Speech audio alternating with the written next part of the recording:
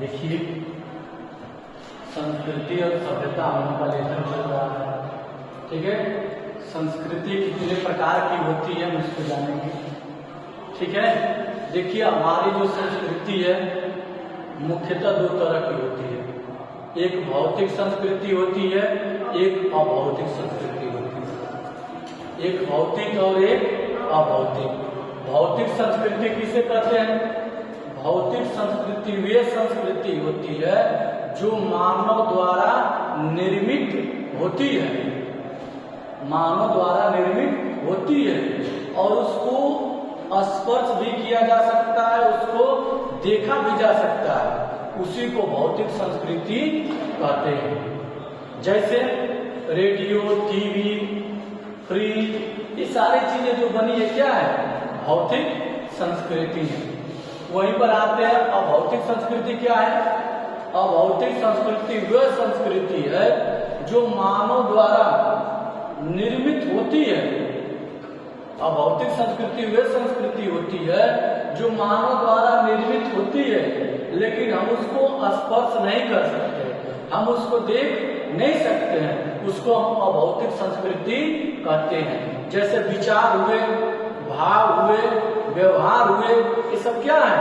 अभौतिक संस्कृति है। ये भी मानव द्वारा निर्मित होती है, लेकिन कारण क्या होता है?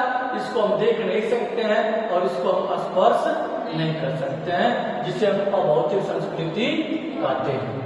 अब आगे चलते हैं संस्कृति के घटक, कंपोनेंट्स ऑफ कल्चर।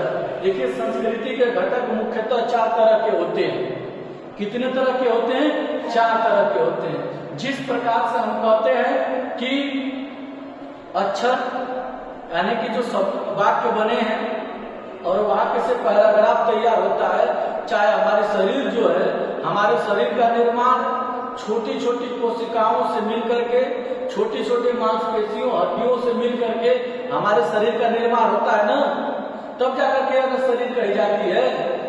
जैसे कोई गाड़ी घोड़ा बनता है, चाहे मकान बनी है, तो इस मकान में ईंट भी लगा होगा, छोटे छोटे बालू के कण भी लगे होंगे, सीमेंट लगे होंगे। मतलब कहने का तात्पर्य है कि छोटी छोटी वस्तुओं से मिलकर के बड़ी वस्तुओं में क्या होता है? निर्माण होता है। उसी तरह से जिस प्रकार से हम कह सकते हैं कि एक मोटरसाइकिल है, एक गाड़ी है, उसका निर्माण होता है छोटे छोटे उनके पार्टों से, छोटे छोटे उनके भागों से एक गाड़ी का क्या होता है? निर्माण होता है। उसी तरह से हमारे संस्कृति के घटक का भी निर्माण होता है। पहला क्या है? सांस्कृतिक घटक। संस्कृति के सबसे छोटा जो भाग होता है उसको सांस्कृतिक घटक कहते हैं, और उस सांस्कृतिक घटक से मिलकर के संकुल बनता है।